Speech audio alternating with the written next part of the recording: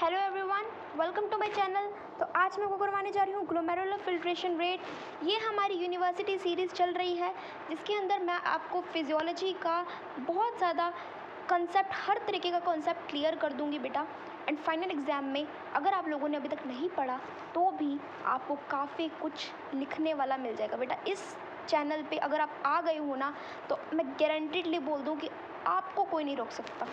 ठीक है, तो बिना किसी देरी के चलिए शुरू करते हैं। चैनल को सब्सक्राइब नहीं किया तो सब्सक्राइब कर दो बेटा, लाइक नहीं किया तो वीडियो लाइक कर दो और कमेंट करना मत भूलना कि आपको मेरी वीडियोस कैसी लगी, अच्छी लगी, और अपने दोस्तों से शेयर ज़रूर करना। ठीक है, तो चलो शुरू करते हैं यार। देखो, glomerular filtration rate, total quantity of filtrate formed in all the nephrons of both the kidney in given unit of time।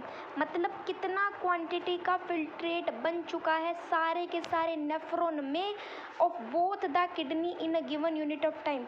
मतलब दोनों ही किडनी के गिवन यूनिट ऑफ टाइम में सारे के सारे नेफ्रॉन में कितना टोटल क्वांटिटी का फिल्ट्रेट बन चुका है उसे हम लोग ग्लोमेरुलर फिल्ट्रेशन रेट बोलते हैं। अब नॉर्मल GFR मतलब ग्लोमेरुलर फिल्ट्रेशन रेट हमारा 125 मिलीलीटर पर मिनट या 180 लीटर पर डे होता है। ठीक है, पर मिनट कितना होता है 125 मिलीलीटर, लेकिन पर डे कितना होता है 180 लीटर। अब फिल्ट्रेशन फ्रैक्शन क्या होता है, ग्लोमेरुलर फिल्ट्रेशन रेट अपॉन में रीनल प्लाज्मा फ्लो मल्टीप्लाई 100। अब आपको रीनल प्लाज्मा फ्लो की अगर मैं वैल्यू बताऊं बेटा तो वो 650 ml पर मिनट होती है। कितनी होती है, 650 ml पर मिनट होती है। सो फिल्ट्रेशन फ्रैक्शन क्या होता है, fraction of renal plasma which becomes filtrate. Renal plasma की फ्रैक्शन जो फिल्ट्रेट बन चुके हैं। अब देखो जक्स्टा ग्लोमेरुलर, सबसे पहली बात तो हम लोग ग्लोमेरुलर फिल्ट्रेशन रेट की वैल्यू अपॉन में रीनल प्लाज्मा फ्लो की वैल्यू 650 जो होती है मल्टीप्लाई 100 करेंगे तो हमारे पास 19.2% आएगी वैल्यू, जो कि हमारा फिल्ट्रेशन फ्रैक्शन हो जाएगा।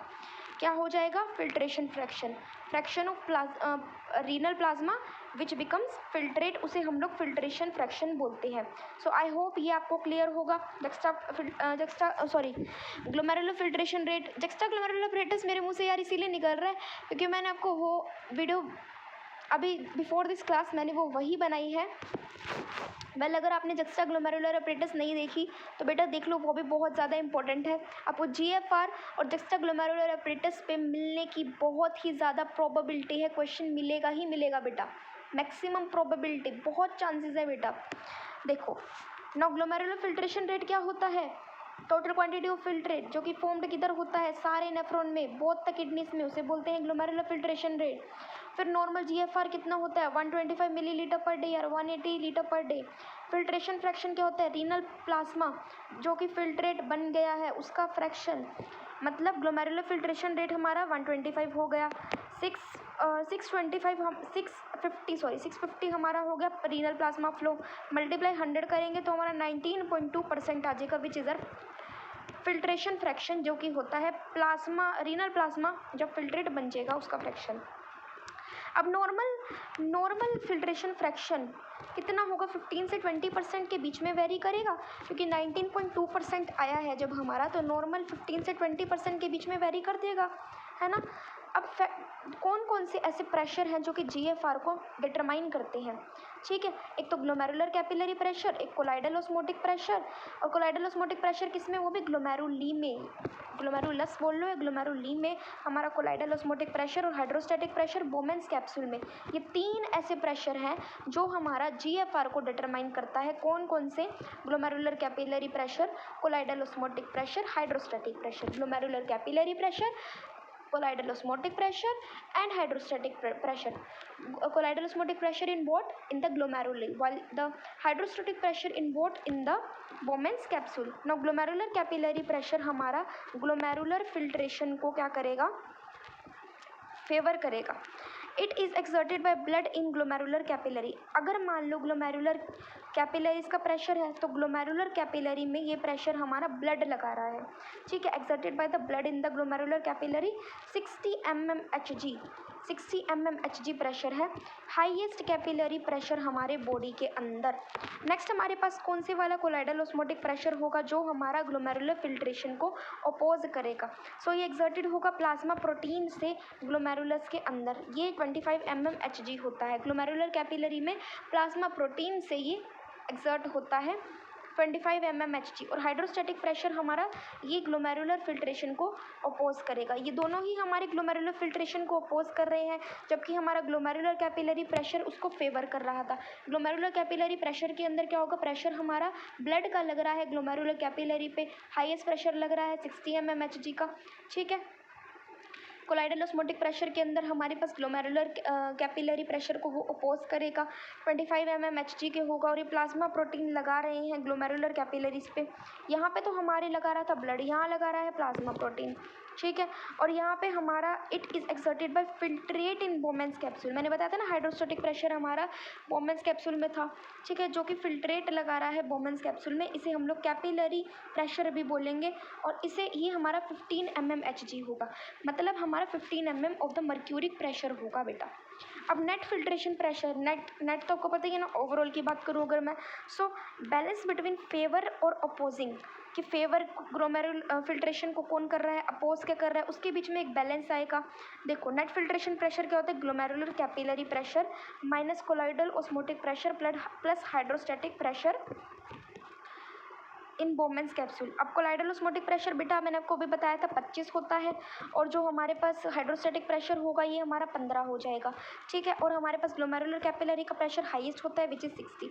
अब 60 में से हम लोग 40 को माइनस करें बेटा, 20 हमारे पास क्या आ गया है, 20 हमारा नेट फिल्ट्रेशन प्रेशर आ गया है, जो कि हमारा फेवर और अपोजिंग के अंदर फिल्ट्रेशन को बैलेंस है, ठीक है।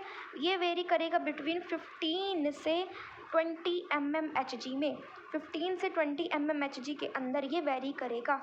तो मैंने आपको बता दिया ग्लोमेरुलर फिल्ट्रेशन प्रेशर रेट क्या होता है, GFR। It is defined as the total quantity of the filtrate formed in the nephrons of both the kidneys. Now normal glomerular filtration rate is 125 millilitre per minute और 180 litre per day.